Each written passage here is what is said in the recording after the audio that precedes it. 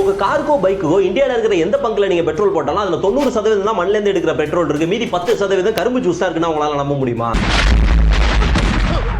பொதுவா சுகர் மில்ல கரும்பை ஜூஸ் ஆக்கி அதுல இருந்து சக்கரை எடுக்கிற ப்ராசஸ்ல நமக்கு கிடைக்கக்கூடிய பை ப்ராடக்ட் தான் இந்த பிரவுன் கலர் மொலாசஸ். இந்த மொலாசஸ்ல இருந்து நமக்கு கிடைக்கிறது தான் எத்தனால் என்ற ஒரு வேதிப்பொருள். இந்த எத்தனால ஒரு குறிப்பிட்ட அளவு பெட்ரோல் கூட கலந்து வாகனங்கள்ல பயன்படுத்தினா அது கார்பன் எமிஷனால வர காற்று மாசை கணிசமா குறைக்கும். அதே சமயம் பெட்ரோலுக்கு முழுக்க வெளிநாடுகளை நம்பி இருக்கிற நிலைமை இந்தியாவுக்கு மாறலாம்னு சொல்லி 2003 இந்தியன் கவர்மெண்டால கையில் எடுக்கப்பட்ட திட்டம் தான் எத்தனால் பிளெண்டிங் ப்ரோக்ராம். இந்த திட்டம் மூலமா இன்னைக்கு E10 அதாவது 10% எத்தனால் கலந்த பெட்ரோல் நாடு முழுக்க கிடைச்சிட்டு இருக்கு. இதை 2025 எண்டுக்குள்ள 20% மாத்தணும்னு எத்தனால் இண்டஸ்ட்ரீஸ்க்கு இந்தியன் கவர்மெண்ட் சொல்லிருக்காங்க. இப்படி திடீர்னு இந்த டார்கெட் அதிகப்படுத்தினதால ஒரு நேரத்துல மொலாசஸ்ல இருந்து மட்டும் எத்தனால் எடுத்துக்கிட்டு இருந்த இந்த இண்டஸ்ட்ரீஸ் உற்பத்தி அதிகப்படுத்துறதுக்காக டைரக்டா சுகர் கேன் ஜூஸ்ல இருந்து எடுக்க ஆரம்பிச்சிட்டாங்க. விளைவு இதால ஃபுட் செக்யூரிட்டி பாதிச்சு நாட்டுல சர்க்கரை தட்டுப்பாடு ஏற்பட்டுச்சு. சோ இந்தியன் கவர்மெண்ட் இந்த ப்ராசஸை டெம்பரரியா பேன் பண்ணாங்க. பட் சில பொலிட்டிக்கல் ரீசன்ஸால இன்னைக்கு வரைக்கும் அது நடந்துகிட்டு தான் இருக்கு. நீங்க தெரிஞ்சுக்க வேண்டிய ஒரு முக்கியமான விஷயம், இது எத்தனால் பிளெண்டிங்க்கும் மூலிகை பெட்ரோலுக்கும் சம்பந்தமே கிடையாது.